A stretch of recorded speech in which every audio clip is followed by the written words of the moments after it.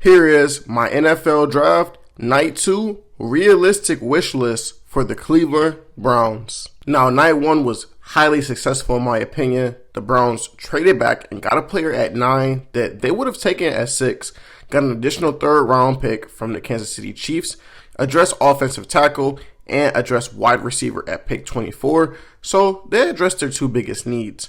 Now it's night 2. The Browns have 1 second round pick and now 2 third round picks. So here's what I would like the Browns to do with those picks. First, I'll talk about the second round guys that I like. I am really interested in the Browns taking Jermod McCoy, the cornerback from Tennessee. Now, he missed 2025 due to an ACL injury that he actually suffered in offseason workouts in January. But in 2024, he had 13 passes defended plus 4 interceptions. He has a great frame at 6'1", 188 pounds, and I really wanted the Browns to draft Will Johnson last season when he fell to night 2 in the draft.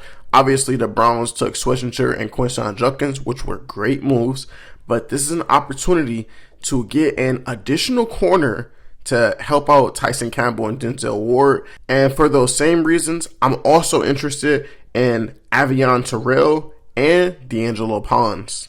Now, for the non-defensive backs that I'm looking at for that second round pick, I really like Anthony Hill Jr., the linebacker from Texas. And it's time that we start to look for that replacement for JOK to play alongside Carson Schlesinger, as I think that is a career, unfortunately for JOK.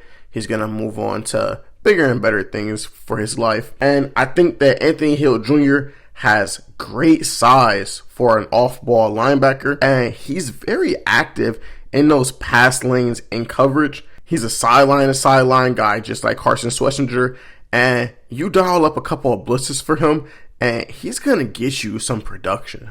Derek Moore, the defensive end from Michigan, is also an intriguing prospect. The Browns have never really been able to have a sustained guy as that pass rusher opposite to Myles Garrett, and this could be a good opportunity to find that. Now, as for some names that I would like the Browns to take with one of those 2 third round picks, my favorite is definitely Jacoby Lane, the wide receiver from USC. Now, if you've been following this channel for a while now, you know that I'm very high on Jacoby Lane.